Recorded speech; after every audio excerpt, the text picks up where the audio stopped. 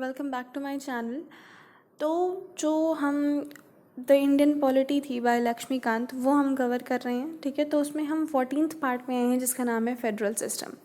Federal system क्या होता है, फेडरल सिस्टम क्यों होता है, फेडरल गवर्नमेंट और यूनिटरी गवर्नमेंट में डिफरेंस क्या होता है, कुछ बेसिक आर्टिकल्स, फिर हम union list, state list, concurrent list के बारे में पढ़ेंगे, एक्सेप्शंस के बारे में पढ़ेंगे, और जो इन फेडरल सिस्टम में टाइप्स हैं उनके बारे में डिस्कस करेंगे, ठीक है। इवन मैं आपको एक चीज़ बताना चाहती हूँ कि जो द वर्ड है फेडरलिज्म, या फिर आप जो वर्ड कहते हो फेडरल, इन दोनों में से कोई भी वर्ड हमारे कॉन्स्टिट्यूशन में मेंशन नहीं है। पर जो प्रोसीजर मेंशन है गवर्नमेंट बनाने का, रूलिंग गवर्नमेंट को सिलेक्ट करने का, वो किसके जैसा है, फेडरल गवर्नमेंट जैसा, ठीक है। तो हम सब चीज़ें इसमें डिस्कस करेंगे। तो let's begin our topic federal system part 14 of M Laxmikant.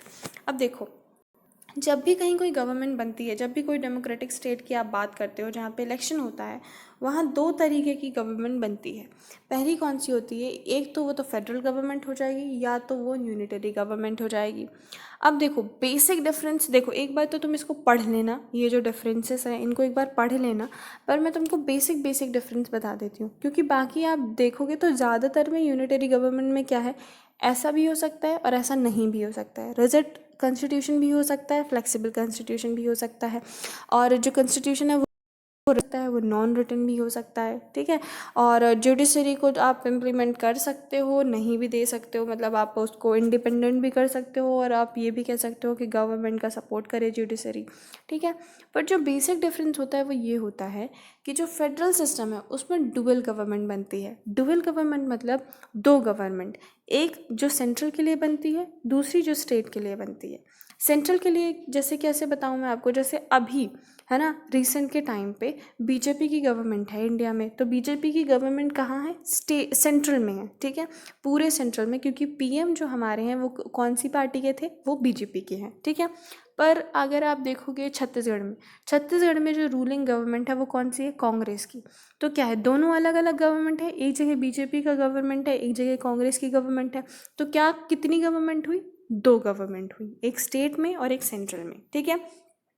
दूसरी बात होती है डिवीजन ऑफ पावर की। डिवीजन ऑफ पावर का क्या मतलब होता है, स्टेट को अलग फंक्शन दिए गए हैं, स्टेट को अलग वर्क दिए गए हैं करने के लिए, और सेंट्रल को अलग काम दिए गए हैं। अब जैसे तुम्हारे हाथ और पैर हैं, ठीक है, तो तुम्हारे हाथों को अलग काम दिया गया है, खाना खाना, हाथ से पकड़ना, लिखना, ये सब हाथों का काम है। पैरों को अलग काम दिया गया है, चलना, घूमना, कूदना, नाचना, ये सब काम किसके हैं, पैर के हैं, ठीक है। तो ऐसा है कि दोनों में डिवीजन ऑफ वर्क है, हाथ अलग काम कर रहे हैं, पैर अलग काम कर रहे हैं, ठीक है। अब हाथों को थोड़ा ज़्यादा काम दिया गया है, पैरों को थोड़ा कम काम दिया है, पर रिप्लेसमेंट नहीं हो सकता। जो चीज़ तुम अपने हाथ से करते हो वो अपने पैर से नहीं कर सकते, जो पैर से करते हो वो हाथ से नहीं कर सकते।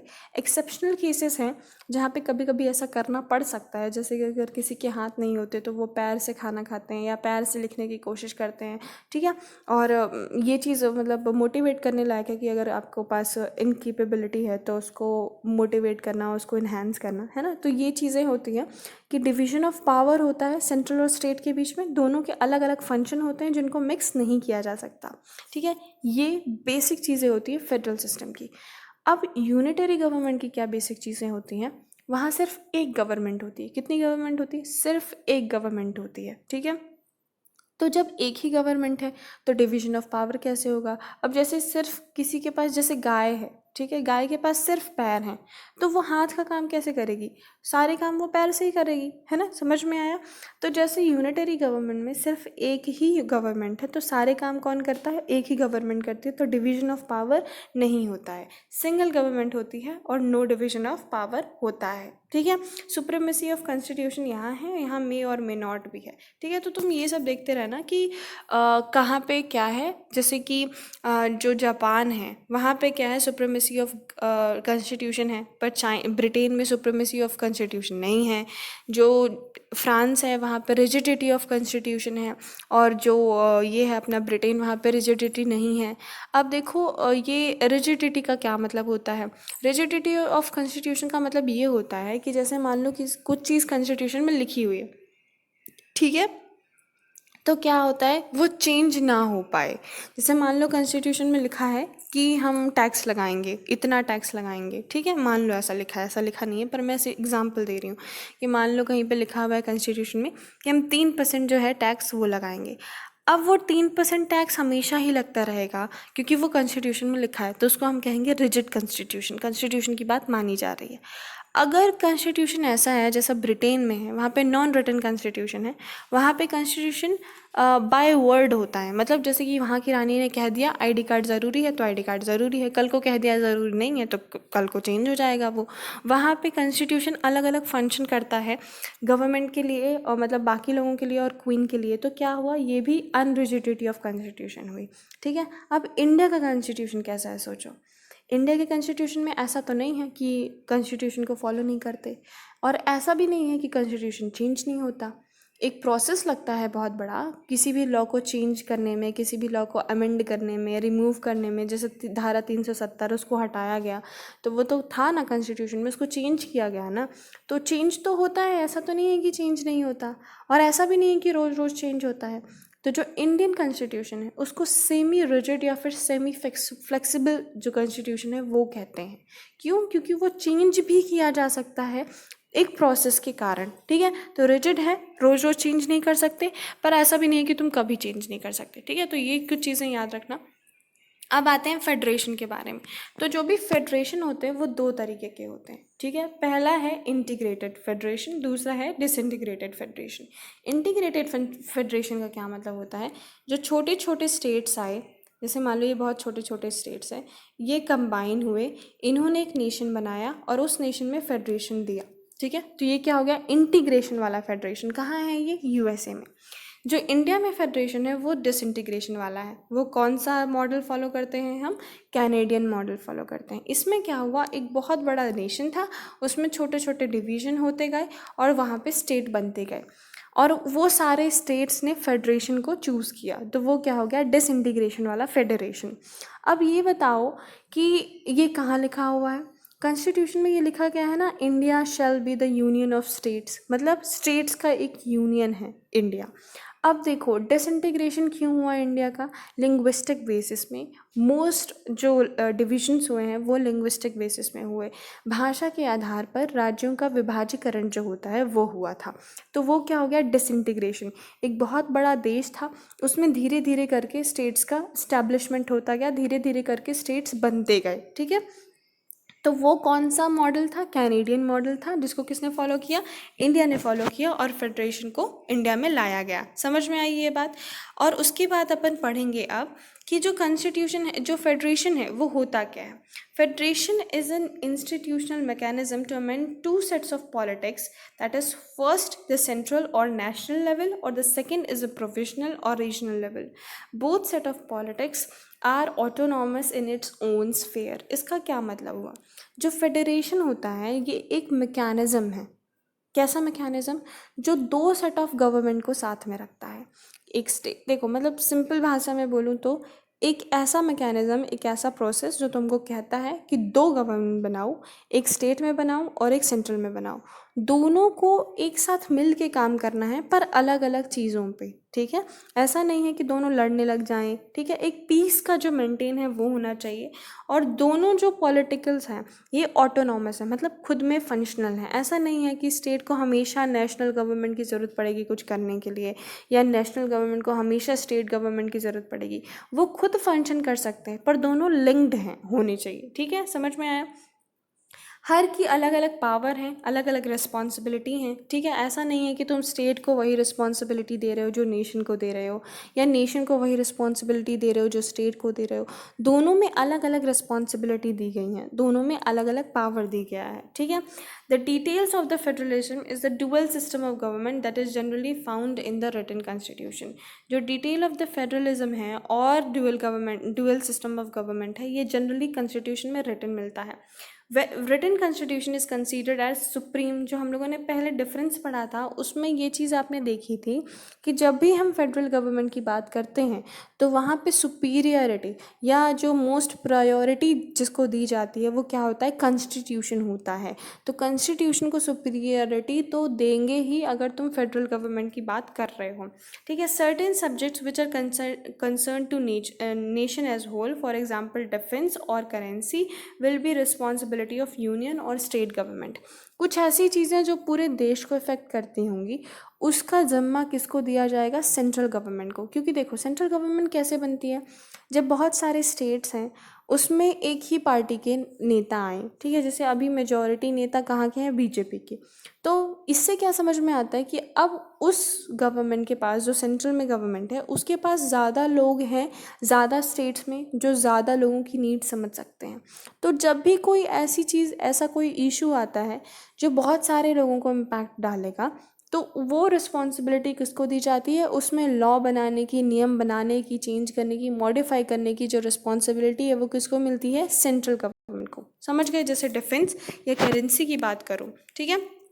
लेकिन कुछ ऐसी चीज़ें होती हैं जो सिर्फ एक स्टेट को जो है वो हैंडल करनी पड़ती है। जैसे एग्रीकल्चर के बारे में बात कर लो आप, तो क्या होता है ये मेजॉरिटीली एक स्टेट को इम्पैक्ट करती है और हर स्टेट अलग अलग होता है। एग्रीकल्चर होता है, पंजाब में अलग टाइप का एग्रीकल्चर होता है, असम में अलग टाइप का एग्रीकल्चर होता है, हिली एरिया में अलग टाइप का इरिगेशन होता है। तो क्या है, डिफरेंट है। अब अगर एक सेंट्रल गवर्नमेंट एक तरीके के लॉ बनाएगी सबके लिए तो क्या होगा, सबको अलग अलग तरीके के लॉ चाहिए, है ना। जैसे कि मान लो अगर इरिगेशन फैसिलिटी को लेके यूनियन गवर्नमेंट ने कोई एक नियम बनाया कि सारे स्टेट्स को भर भर के पानी मिलेगा, ज़बरदस्ती खेतों में पानी भर दिया जाएगा।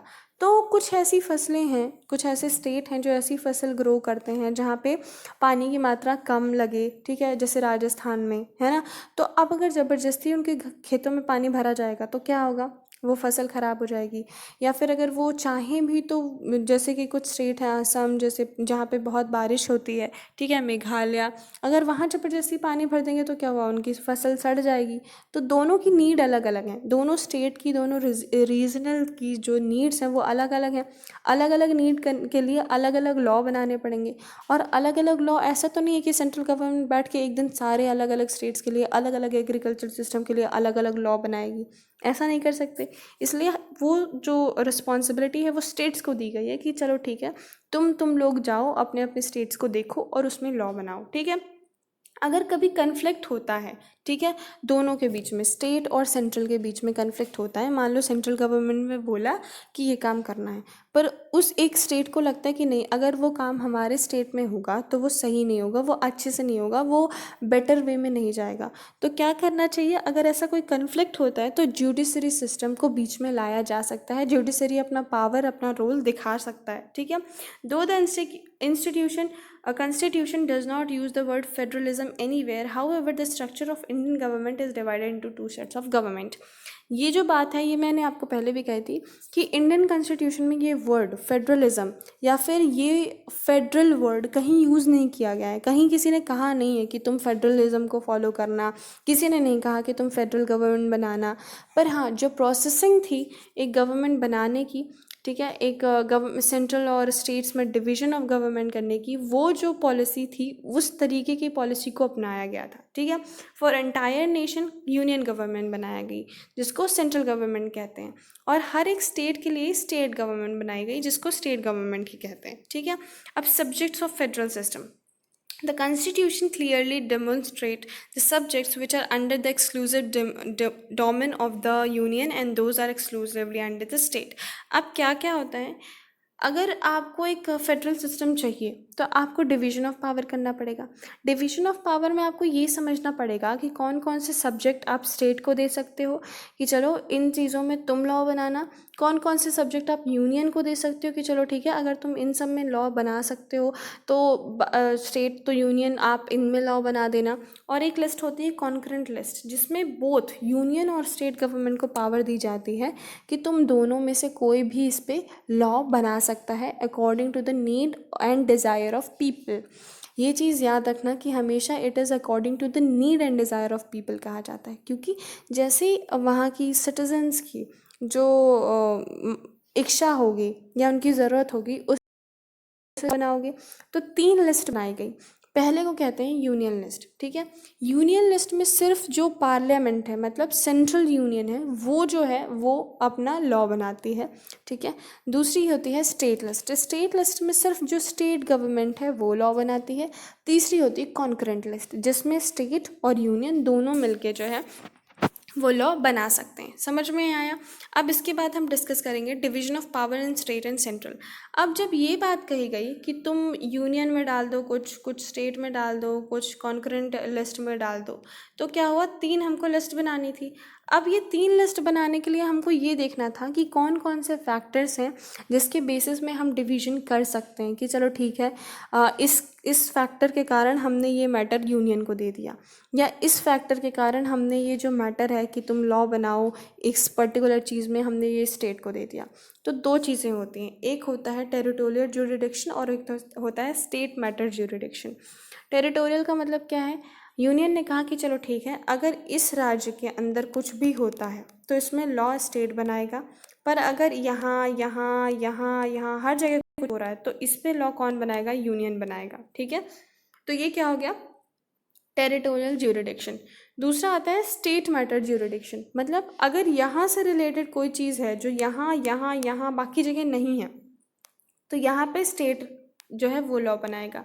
पर अगर यही चीज़ यहाँ पे भी है, यहाँ पे भी है, यहाँ पे भी है, पूरे इंडिया में फैली हुई है, तो यहाँ पे कौन लॉ बनाएगा, यूनियन लॉ बनाएगा, ठीक है। तो इस तरीके से डिवीजन किया गया पावर का। अब क्या होता है, पावर ऑफ पार्लियामेंट की बात करते हैं। पावर ऑफ पार्लियामेंट की क्यों बात करना है, क्योंकि देखो ये कहा गया कि जो यूनियन लिस्ट है और जो कॉन्करेंट लिस्ट है उसमें उन दोनों में ज़्यादा प्रायोरिटी आप देते हो सेंट्रल गवर्नमेंट को, ठीक है। जबकि कॉन्करेंट लिस्ट में क्या कहा गया है कि स्टेट और यूनियन दोनों लॉ बना सकता है, पर ज़्यादा पावर किसको दिया गया, पार्लियामेंट को दिया गया। तो उनकी पावर्स क्या क्या हैं, पावर्स ये हैं, और तो मतलब उनकी पावर्स क्या क्या हैं और उनमें एक्सेप्शन क्या क्या है। तो पहला आर्टिकल 240 अपन पढ़ते हैं। जो आर्टिकल 240 है वो ये कहता है कि जो कुछ प्लेसेस हैं जैसे Dadar and Nagar Haveli, Andaman and Nicobar island, Daman and Diu और लक्षद्वीप आइलैंड, ये जो कुछ प्लेसेस हैं यहाँ पे प्रेसिडेंट का वो होता है, रोल होता है। प्रेसिडेंट को ये देखना पड़ता है कि peace, progress and good governance के लिए वहाँ पे क्या क्या काम करने हैं। इसमें प्रेसिडेंट को इतनी पावर होती है कि वो कोई भी लॉ को अमेंड, मॉडिफाई और डिनाई कर सकते हैं। कह सकते हैं कि ये वाले लॉ नहीं फॉलो होंगे, बिना किसी झिझक के, बिना कोई प्रोसेसिंग के, बिना किसी चीज़ के वो कह सकते हैं कि इन 4 प्लेसेस में वही होगा जो प्रेसिडेंट चाहते हैं, ठीक है। तो ये क्या हुआ, जब भी पार्लियामेंट कोई लॉ बनाएगी तब भी वो उन लॉ को, उन नियमों को चेंज किया जा सकता है, उन एक्ट्स को चेंज किया जा सकता है इन 4 प्लेसेस में, ठीक है। फिर दूसरा आता है 5th शेड्यूल। 5th शेड्यूल क्या कहता है, I am so sorry. 5th schedule ये कहता है कि जब भी कोई गवर्नर्स ये कहेंगे कि respective state have power that at any point of time they can declare the tribal areas laws of the parliament must not be applicable और अप्लाइड। इसका क्या मतलब होता है, इन्होंने ये कहा कि दूसरा एक्सेप्शन जो है जहाँ पे पार्लियामेंट के लॉज नहीं माने जाएंगे वो होता है 5th शेड्यूल में। 5th शेड्यूल ये कहता है कि जब भी कोई गवर्नर किसी स्टेट का ये कहेगा कि चलो ठीक है, पार्लियामेंट ने लॉ बना दिया, हमारे स्टेट में पूरी जगह तुम्हारा लॉ हमने मान लिया, पर कहीं अगर ट्राइबल एरियाज़ हैं जहाँ पे गवर्नर को लगता है कि नहीं, इस एरिया में, इस ट्राइबल एरिया में तुम्हारी बात, ये लॉ जो है पार्लियामेंट का वो फॉलो नहीं होना चाहिए, तो उसको डिनाई या मॉडिफाई किया जा सकता है। फिर 6th शेड्यूल जो आता है वो कहता है असम, मिजोरम, मेघालय और त्रिपुरा, इन चारों की खासियत क्या है, ये भी ट्राइबल स्टेट्स हैं। तो इन स्टेट्स में भी जो गवर्नर हैं वो कह सकते हैं पार्लियामेंट को कि आप सजेशन दे सकते हैं कि ये लॉज फॉलो नहीं होंगे, वो ये कह सकते हैं कि ये लॉ इस पर्टिकुलर स्टेट में फॉलो नहीं होगा, ठीक है। तो ये क्या होता है, कुछ कुछ एक्सेप्शंस हैं जहाँ पे पार्लियामेंट को ज़्यादा मतलब एक्सेप्शंस हैं जहाँ पे पार्लियामेंट अगर लॉ बनाता भी है तो उनको फॉलो नहीं किया जा सकता। अब कुछ और पावर डिस्कस कर लेते हैं। जो आर्टिकल 246 है वो ये कहता है कि जो लिस्ट 1 है, लिस्ट 1 मतलब क्या होता है, यूनियन लिस्ट, और लिस्ट 3 है, जो लिस्ट 3 क्या होती है, लिस्ट 3 है अपनी कॉन्करेंट लिस्ट। इन दोनों लिस्ट में अगर लॉज बनते हैं तो ज़्यादा पावर किसको दी जानी चाहिए? पार्लियामेंट को, मतलब सेंट्रल गवर्नमेंट को या फिर यूनियन गवर्नमेंट को। दूसरा जो अपना आर्टिकल है वो आर्टिकल 248, वो ये कहता है कि चलो ठीक है, हमने सबके लिए अलग अलग मैटर बना दिए। हमने कहा कि चलो यूनियन इन इन चीज़ों में जो है वो काम करेगा, स्टेट को और मैटर दे दिए, कॉन्करेंट लिस्ट में और कोई कोई मैटर दे दिए। पर कभी कभी क्या होता है, इन सारे मैटर्स के अलावा कोई नया मैटर आ जाता है, ठीक है, कोई नई चीज़ आ जाती है खुल के बाहर कि चलो ये भी एक नई प्रॉब्लम है, ये भी एक नई समस्या आई है, इसको कैसे सॉल्व करें, इसमें कौन लॉ बनाएगा। तो उसमें लॉ बनाने की जिम्मेदारी पार्लियामेंट को दी जाती है। किसको दी जाती है? पार्लियामेंट को दी जाती है। ड्यूरिंग द कन्फ्लिक्ट, अगर कभी ऐसा हो जाए कि यूनियन ने किसी और चीज़ पे लॉ बनाया, कोई और लॉ बनाया, ठीक है, कॉन्करेंट लिस्ट के अकॉर्डिंग कोई और लॉ बन गया, और जो अपना स्टेट लिस्ट है उसके अकॉर्डिंग कोई और लॉ बन गया, मतलब एक ही मैटर पे 3 अलग अलग लॉ बन गए। या फिर तुम ऐसे समझ सकते हो कि 3 अलग अलग मैटर पे लॉ बने, पर वो 3 मैटर एक दूसरे से कनेक्टेड थे, मतलब किसी ना किसी तरह से वो एक दूसरे को इम्पैक्ट मार रहे थे, इम्पैक्ट दे रहे थे। तो क्या होगा, ज़्यादा प्रायोरिटी तुम किसको दोगे? जो यूनियन ने कहा है, उसके बाद जो कॉन्करेंट लिस्ट के लॉ में बना था, और सबसे लास्ट में कौन आएगा? स्टेट। समझ गए? तो ऐसा डिवीजन होता है। अब कुछ सर्कमस्टेंसेस ऐसे भी होते हैं जिसमें पार्लियामेंट की बात नहीं मानी जाती, ठीक है, या फिर ये जो पार्लियामेंट की बात नहीं मानी जाती इन सेंस मुझे ये कहना चाहिए कि जिसमें ये जो नॉर्मल चीज़ है अपनी division of power, following of union and state list, इन सब चीज़ों को नहीं माना जाता। पहला क्या होता है, जब भी नेशनल इमरजेंसी होती है या फिर प्रेसिडेंट रूल होता है इंडिया में, इंडिया एज एन कंट्री में, जब भी कभी नेशनल इमरजेंसी होगी या फिर प्रेसिडेंट रूल होगा, तो क्या होगा, इन दोनों में से कोई भी चीज़ होगी तो ये जो नॉर्मल स्ट्रक्चर है डुअल गवर्नमेंट का, फेडरल सिस्टम का, इसको नहीं माना जाएगा। फिर सारी पावर यूनियन गवर्नमेंट को दे दी जाएगी कि चलो ठीक है, तुम ही लॉ बनाओ, तुम ही सब कुछ करो, स्टेट का कोई काम नहीं है, ठीक है।